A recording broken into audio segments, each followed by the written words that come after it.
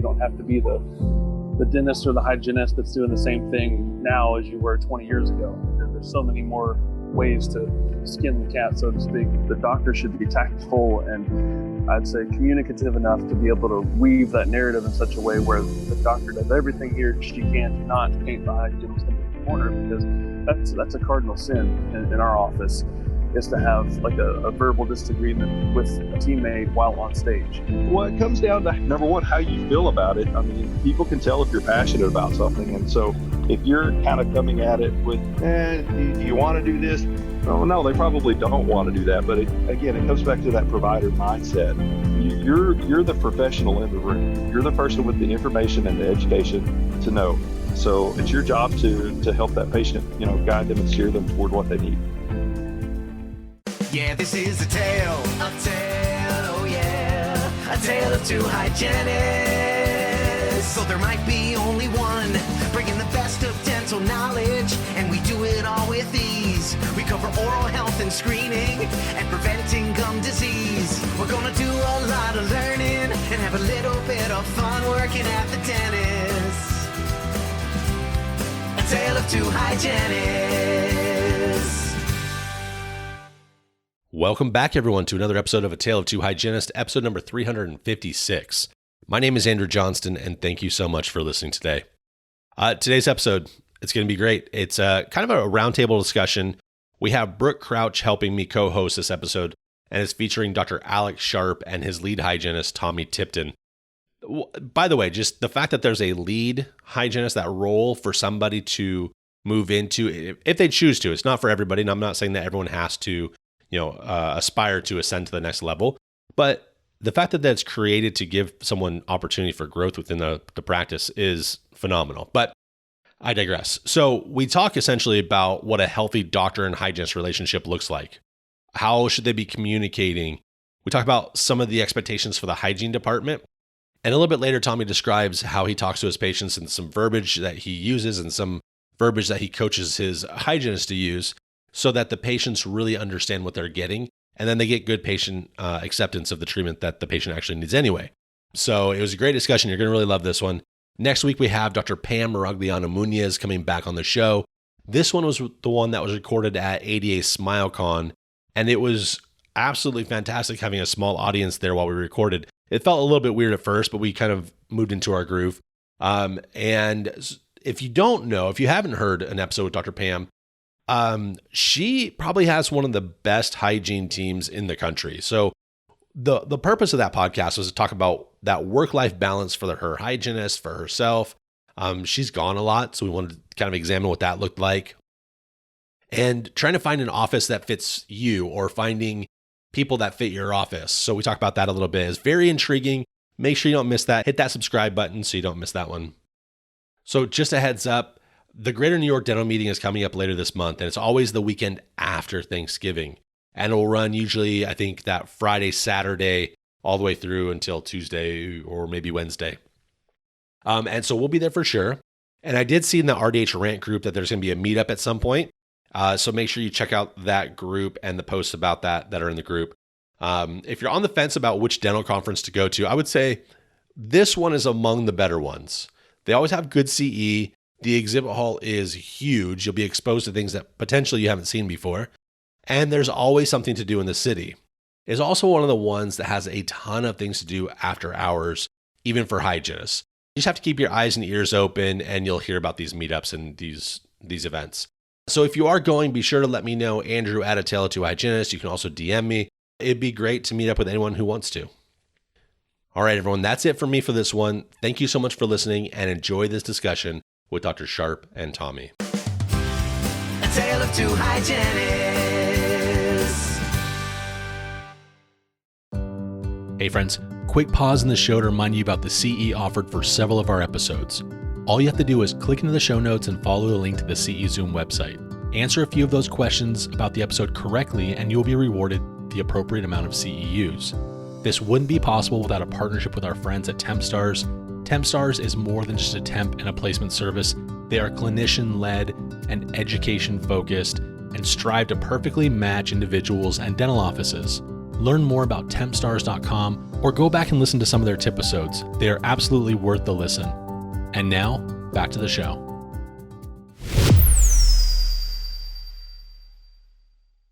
Welcome in, everyone, to this special occasion. This is actually round two. We tried this once before at RDH Under One Roof. It didn't really go over too well, and I apologize about that, gentlemen, but I appreciate you joining me again. I'm really excited to hear, we've had conversations on the podcast about like metrics, about how, doctors and hygienists kind of work together, ideal situations, but I don't think it's going to be to the degree that we're going to talk about today. So I'm really excited to have you both on.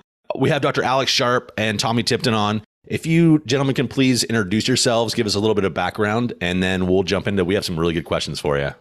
Sure. My name's Alex. I'm a 2015 graduate of the University of Tennessee College of Dentistry, and I'm from Arkansas. I worked as an associate for several years before buying my practice, and I worked with Tommy at one of those jobs way back in the day in the prehistoric times. And so once I bought my office, I did the classic college football recruiting pitch where I had to go to his house and sit on his couch and convince his wife that it was a safe, sane, viable move to come work with me. So we compromised, and he came part-time, and the world didn't explode. And then he decided to come on full-time. And since then, we've had a really good working relationship and a good friendship that really started with just being successful at what we do together. And we've since, iterated on that and made some improvements that we'll get into. But no, it's been a good thing. And Tommy's an all-star. He's the secret weapon. Awesome. Well, thanks, Doc. I appreciate that. So my name's Tommy. I'm from Arkansas as well. I've been practicing dental hygiene for a little over 17 years now. Kind of cut my teeth in corporate dentistry, probably stayed a little longer than I cared to there, but finally ventured out. And it fell flat. The office I went to closed in 4 months. And that's why Doc had to make a college recruiting pitch to my wife, because making another change from where I was at, she was a little nervous about that. But, I saw everything that Doc had going on. He was, obviously a rising star, had a lot of great ideas and very progressive at, what he wanted to do with his hygiene department. And I love the pitch that he gave. And so, I jumped on board and haven't looked back since. So I would like to, before we get into all of our questions, Dr. Sharp, if you could actually maybe tell us, what is this big picture? What are you shooting for? What have you already created? And that'll kind of help, I think, form some of our other thoughts.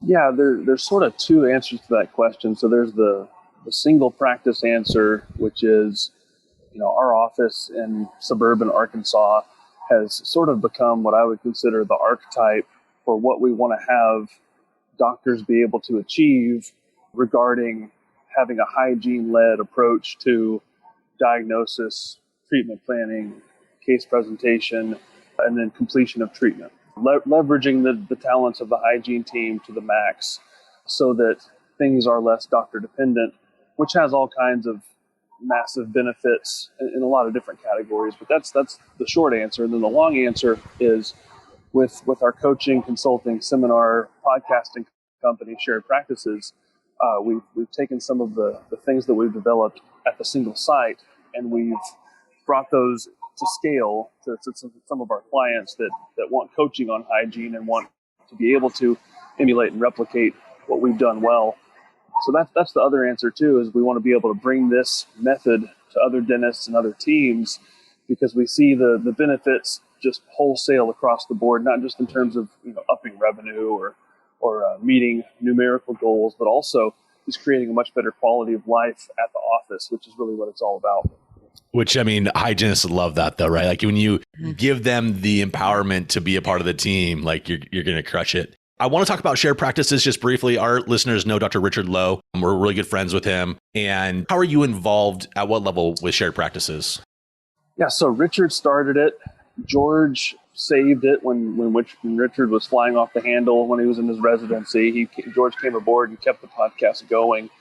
And we've since added several more partners. And I'm one of 6 of those partners that are owners of shared practices and oversee the curriculum of the seminars and help spearhead some of our other ventures that we have going on. And some of us are more involved with the teaching and the the seminar making. That's why I'm in Arizona right now. We were fine tuning the details on our November seminar that's coming up. So that's been a big passion, being able to teach and spread the good news about, what you can do in dentistry. It doesn't have to be the same way over and over again. You don't have to be the dentist or the hygienist that's doing the same thing now as you were 20 years ago. There's so many more ways to skin the cat, so to speak. For sure. All right. So let's get into some of these questions that we have for you. Let's get kind of high level. What is the ideal purpose of the hygienist and like the daily practice? Like, what are their job responsibilities and roles, and what should they be doing? That's a big question, because it depends on your doctor, I guess. You can have a doctor who underutilizes their hygienist, and we become just kind of, prophy machines, and the patient doesn't receive the highest level of care. The doctor doesn't get the most benefit out of what they're paying their hygienist for. And I mean, it's a lose-lose situation. But if you take a doctor who will kind of unleash their hygienist, if you will, and let us practice to the full, set of our capabilities, then, at that point, there's almost nothing we can't do in the office short of cutting on teeth. I think our number one, job as a hygienist is to be that provider that guides your patient in the right direction. Because, when the patient walks in the door, the honest truth is they don't know what they need. They know what they want. They all want whitening, but they don't know what they need, right? So it's our job to inform and educate and guide them, with that provider mindset to help make sure that they're, getting the treatment that they need, because nobody knows they have perio. Nobody knows they have, fractures in their teeth with amalgams and all of those things. So, as a hygienist, we have to be able to communicate. That's a huge thing. It's the communication between the hygienist and the patient. And then also to be able to integrate that communication in as the doctor comes in for the exam and relay all of the information that we've gathered and everything that we've talked about with the patient and advocated for in a quick, brief, scenario to the doctor. And then from that point, be able to get the patient to say yes to what they need. None of that's possible unless the doctor's mindset is calibrated on the front end. Because you've probably seen all the same Facebook posts I've seen on some of those toxic, horrible dental Facebook groups where they talk about hygienists are divas, hygienists are so expensive, hygienists are yada, yada, yada. I was able to finally get rid of my hygienist to do all the cleanings myself. Ha ha. Like it's so toxic out there. The joke's on them for that. Absolutely. But the problem is they don't want to first take the time to invest in their team or grow their team or educate their team. And that's why we take such an analytics heavy approach to what we do, because you can teach your team to track their own numbers, look at their own stats, do a little healthy competition and comparison between providers and see what's possible. Because there's a fine line to be walked between doing things that obviously are efficient and good for the practice, but at the same time, you can use those statistics to inform your level of patient care and make sure that we're talking about the right things, allocating our resources in the right ways. But it starts with the doctor giving enough of a hoot to take the time to educate and get his practice on the right foot. I love that. So let me ask this then, doctor, like how do we get that doctor to be thinking in that way? I mean, as hygienists, we probably can't force that. It's an incremental thing, because the way I would describe it is doctors need all the help in the mindset department they can get, because they have so many things that they're working on, they're concerned about, that they're worried about throughout the day. And for them to think about things in an abundant way, they have to get out of the hustle and bustle a bit and maybe hit the reset button. And so, listening to business podcasts or listening to shared practices, we try to be a source for that. But it's hard from a team member perspective to really say, hey, doctor, your mindset sucks. I feel like I can do more. So there's probably some tactful ways to do it, or like, hey, I heard this podcast that would be really, really helpful to listen to maybe inform how you want to run your hygiene department, or have some ideas for growing the hygiene department. It's tough when you're an intrapreneur in your practice. When you run your own department, you're responsible for your own stuff, but you're still at the beck and call of someone calling the shots. But there's little things that you can do that the owner can take notice of and hopefully make some incremental changes. Mm-hmm. Yeah, I love it. Tommy, you mentioned it earlier, you were talking about, looking at cracks and some things that would be more restorative minded. Is that the role of a hygienist, is to be beyond our kind of perio-minded thoughts and prevention-minded thoughts? Yeah, absolutely. We can serve as such an advocate for our patients by just informing them about what's going on in their mouth. And so, yeah, we certainly have, the preventive stuff that we do with fluoride and all of that. And obviously, we're going to be cleaning teeth. We're going to be talking about perio, but can also be setting up the doctor for, the treatment that the patient needs. Obviously, we're not diagnosing anything, but we are identifying issues and bringing them to the patient's attention. One of the least expensive, most valuable tools that a doctor can have in their office is an intraoral camera. 100%. If you don't have an intraoral camera, get one right now, because you cannot believe how easy it is to show people what's going on in their mouth. And then all of a sudden, at that point, you've got them, you've got their attention. They don't understand these things, but when they see them, they're like, oh my gosh, that's in my mouth. How do I fix this? And so it really, it takes care of a lot of the convincing itself by just showing them. What would you say to the hygienist that's been practicing for, 15, 20 years, that they haven't really been restorative minded? Like, that's something that, we learn in school, and then we're like, out of my head. Like, where do they go to get the training for something like that? It's got to be, again, from the doctor, taking the time to educate and have calibration sessions. Like, one thing that we're big on in our office is on a monthly cadence. We attempt to do monthly, but we've gotten off lately, to be honest. But on a monthly cadence, the doctors pull examples from their patient files, like, hey, here's a group of x-rays and intraoral photos. And then we put them on the big screen and we say, all right, everybody write down what you see. What would you recommend for this patient? What would you say is urgent? What would you say would be on like the monitor or the watch list? What would be elective? Like, everybody pull out their treatment plan. What would you write by quadrant? And invariably there's differences across the board. And so you're never going to get perfect harmony with that. But the more the doctors can give their input and educate, not on stage, not in front of the patient, of what they see and what they would diagnose, the better you're going to be. But again, it comes back to the doctor having enough of an abundance mindset to buy lunch for everyone, take time away from the chair, and get on the same page. You hit the nail on the head, because it really has to start with the doctor, wanting to kind of open up the role of the hygienist in the office, and then taking the time to actually, sit down and talk about these things. Because, Andrew, you're right. Like, when we're in hygiene school, we learn a little bit about that, but man, we don't cut on teeth. We don't know what that spot on the x-ray actually looks like once you open the tooth up. I was in a really fortunate situation before I got recruited by Doc to be working for a doctor that kind of used me as a concierge, and I got to do a lot of things that the assistants do. And so I saw a lot of that, firsthand. And it was incredibly valuable to me to be able to talk to patients, because I heard all the questions the doctor asked of the patient about certain situations with their teeth. And then I heard, kind of the conversation that was had about these things and how to talk about them.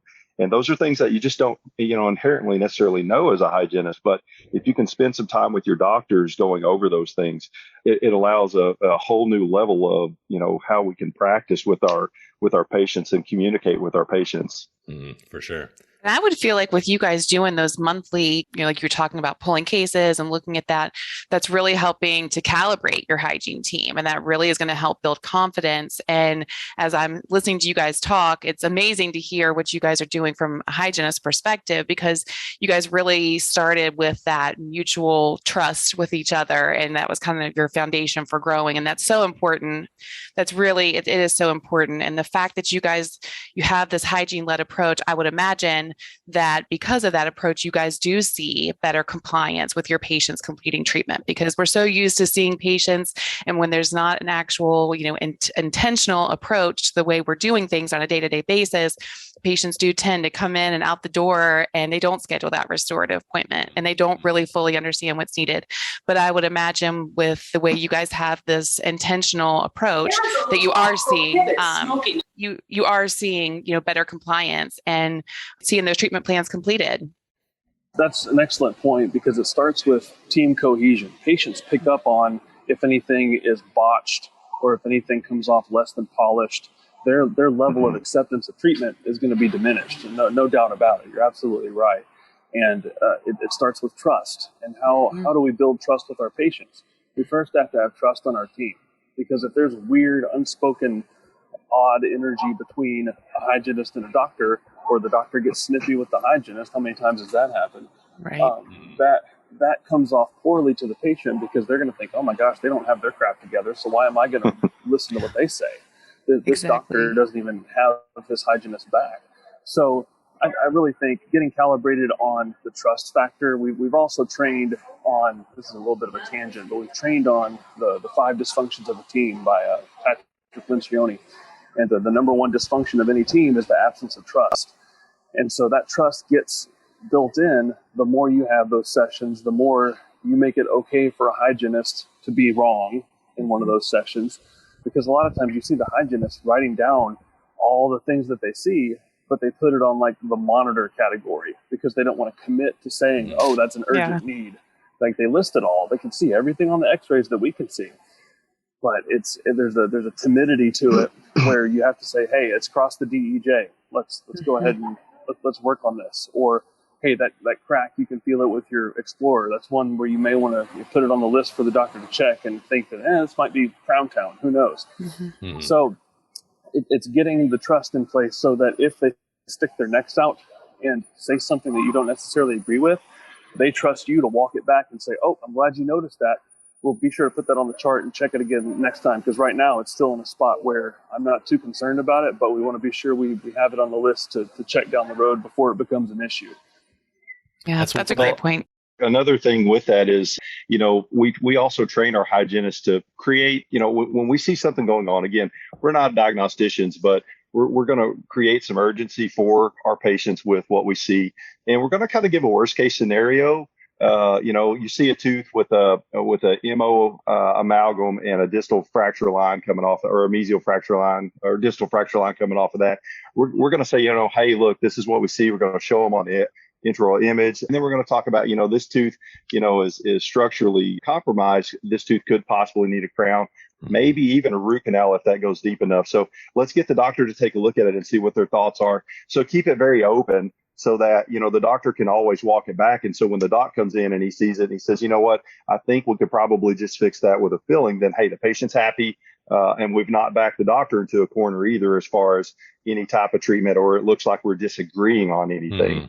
So just creating a very broad, open recommendation for, what we see going on and what we see the doctor may recommend. And so that's how we kind of approach that.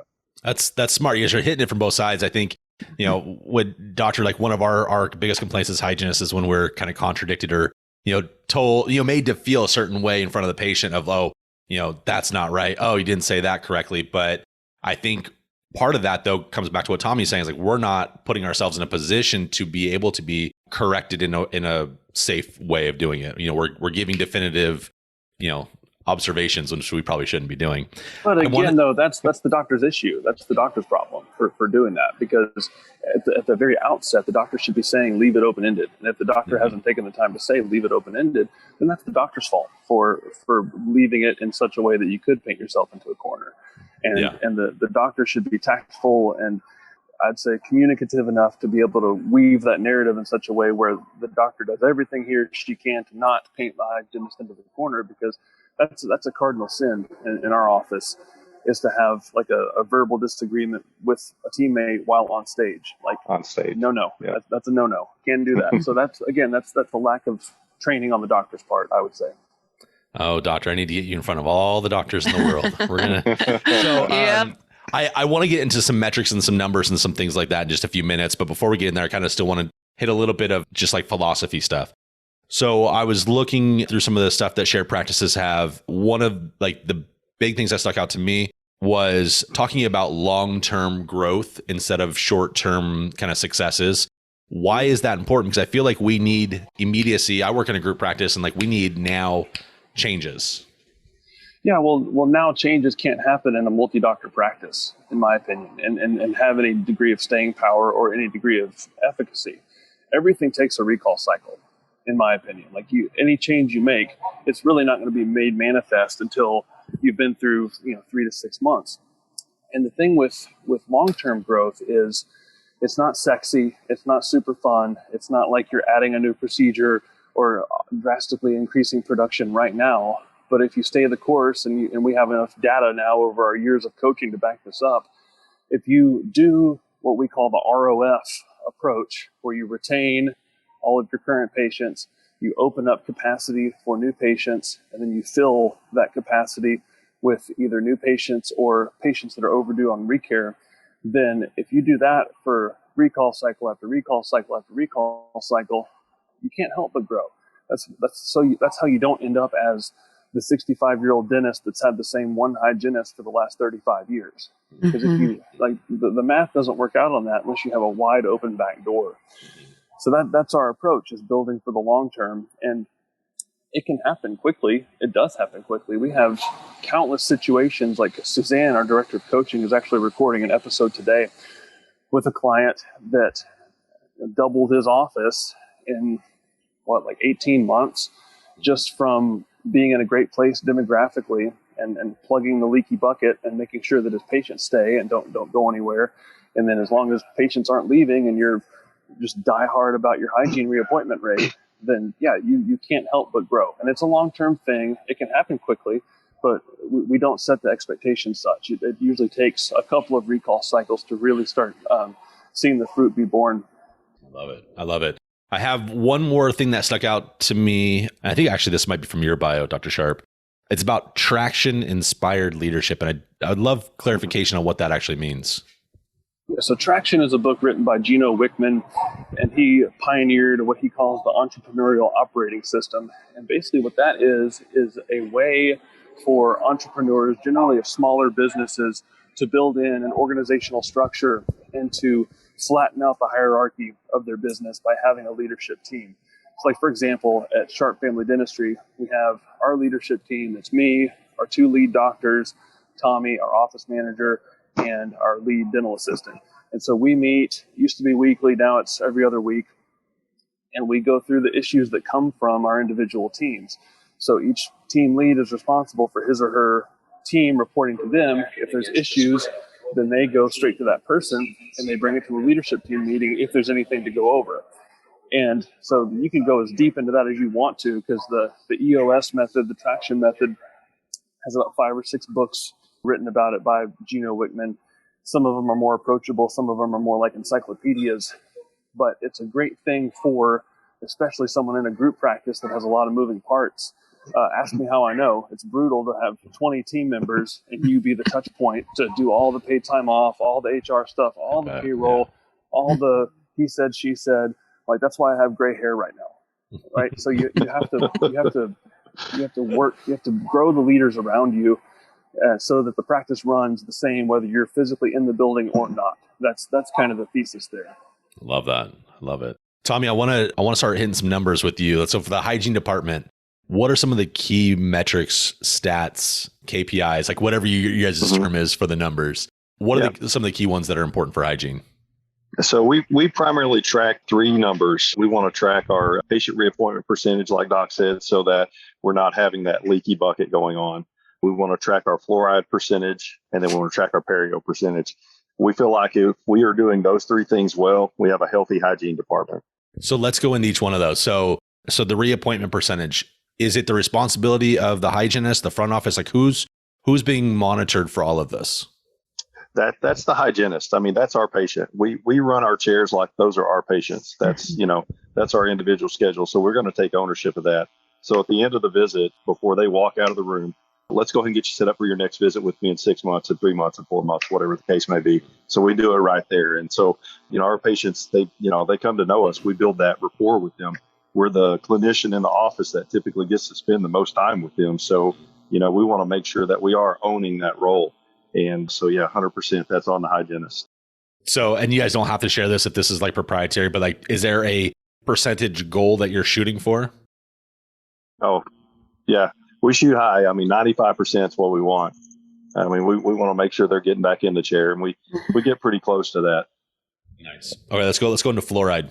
So, this is a thing. It depends on where you live, right? Like you always have those people that are crazy about fluoride. We can't have fluoride. So what is a reasonable goal that we should be shooting for? And what's the communication like to the patients to get that acceptance?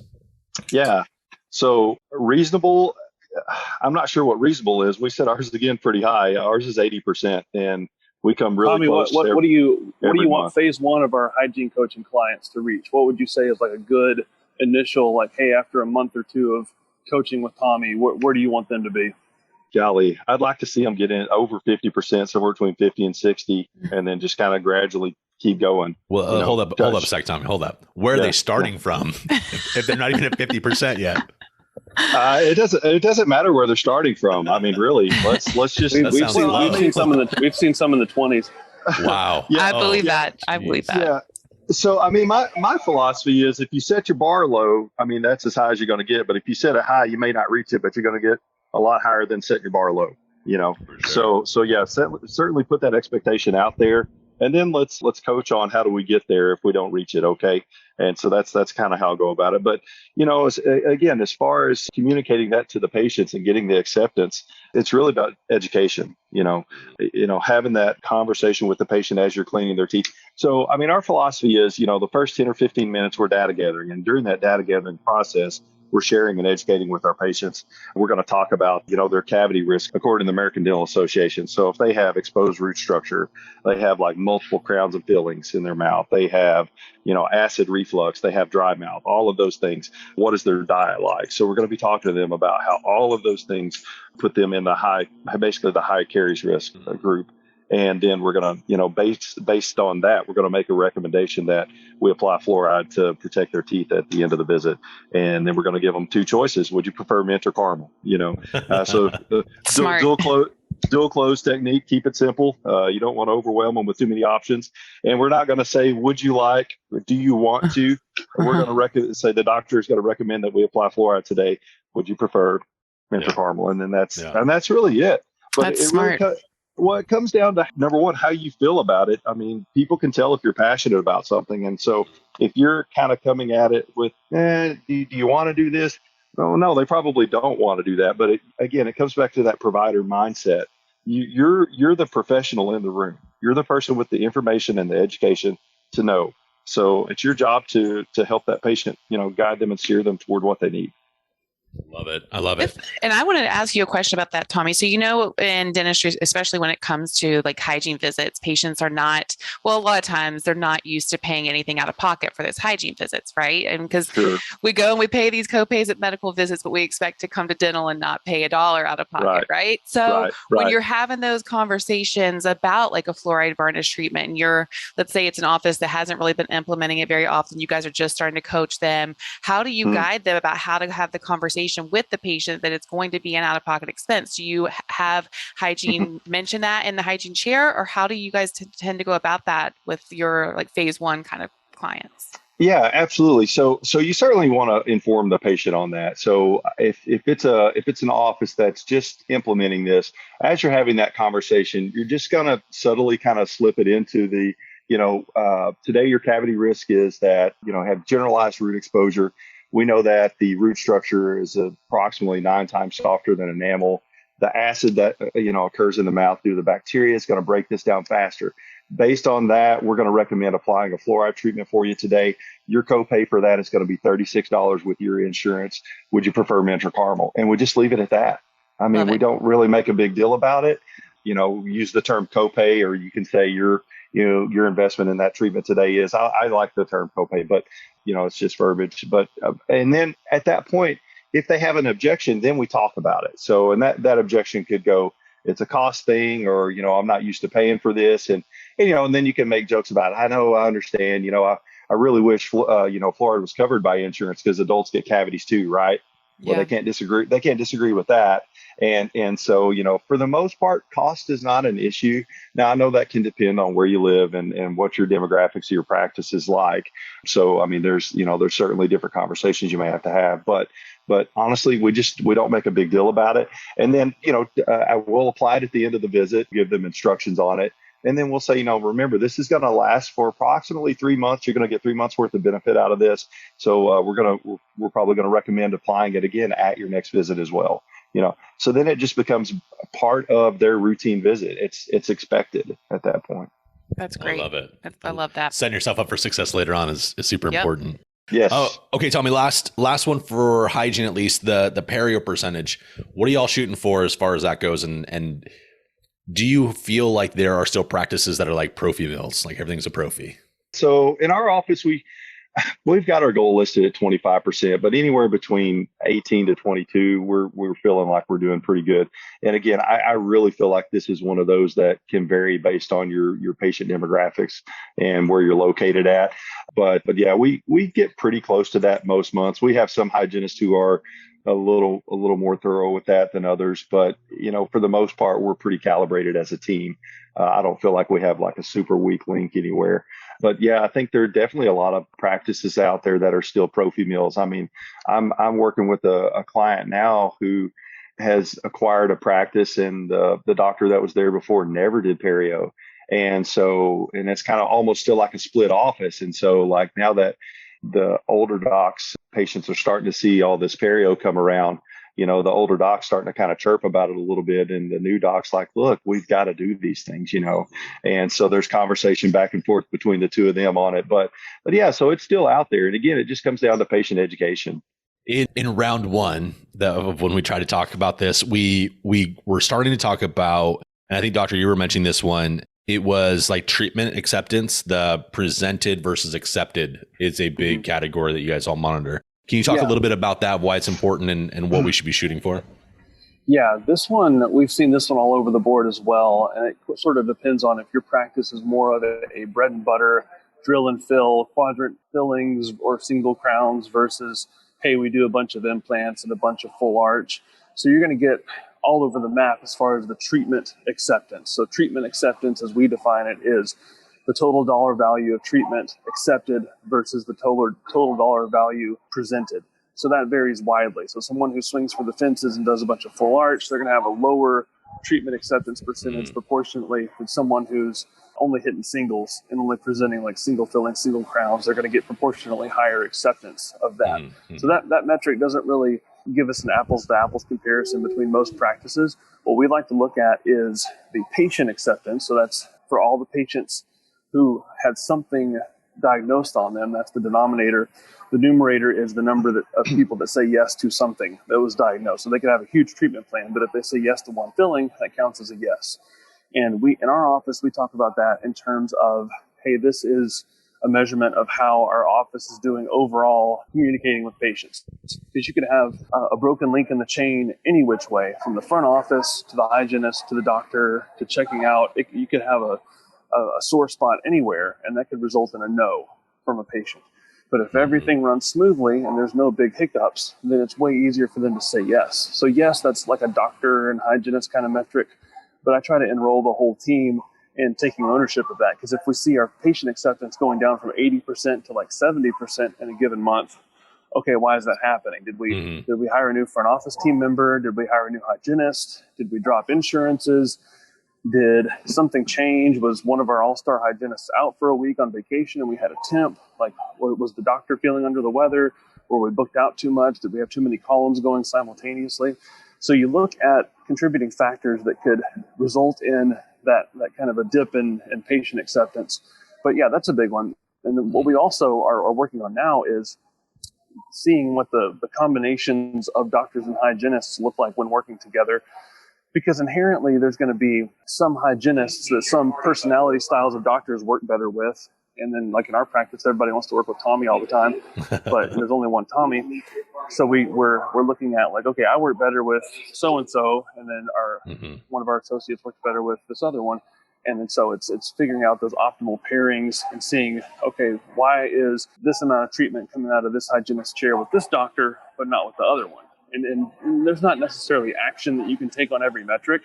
That's why we don't overdo it with a ton of metrics. That's why Tommy was mentioning we try to simplify it to about 3-ish metrics, because you can get analysis paralysis if you look at every single metric on every single dental reporting software. But if you can simplify it for your team so that they're comfortable and have some degree of, I guess, legibility with the key metrics, it really helps to inform how they approach their jobs. For sure. Hey, so I know, Doctor, you got to catch a flight here pretty quick and we're running out of time. Let's go over like last messages. Like, what messages do you guys all have for our listeners that predominantly hygienists, but I know that we have a lot of doctors, a lot of front office, a lot of dental assistants listening in as well. What messages do you all have for them? Really just keep pushing, keep trying to improve. And if you are in a situation where you feel like you're at a dead end and there's no room for improvement, there's no room for upward mobility, keep on trucking, whether that's in your office, whether there's something compelling you to stay there, or if there's greener pastures elsewhere. Just don't give up on the profession, because it's still a wonderful profession. And if you're a hygienist, you will find a doctor, because there are more of them out there that work the right way, live the right way, treat their teams the right way. You just have to find them, and hopefully they're shared practices listeners. We like to think that we grow a legion of SP docs that run their practices in a way that their teams benefit from, not just themselves. But yeah, just keep your chin up and keep moving, because there's a lot of great resources out there, and hopefully you can share those with your doctors. And if not, then find someone who appreciates your talents. And I would say to the hygienist, we're much creatures of habit a lot of times, and sometimes change is not always easy, but don't be afraid of change and don't be afraid of growth. That whole saying of, be comfortable being uncomfortable. It's something you really have to do if you're going to change and grow. And so that would be my message. Love it. That's good. Thank you both so much for being on. I really appreciate you. I love your guys' model. I love the way you guys work together. I love the way you guys feed into each other, and it's, the patient's going to win on that. So thank you so much for being on. Thank you for having us. Really appreciate it. Thank y'all. Bye. Yeah, this is a tale, oh yeah, a tale of two hygienists. So there might be only one, bringing the best of dental knowledge, and we do it all with ease. We cover oral health and screening, and preventing gum disease. We're gonna do a lot of learning, and have a little bit of fun working at the dentist. A tale of two hygienists.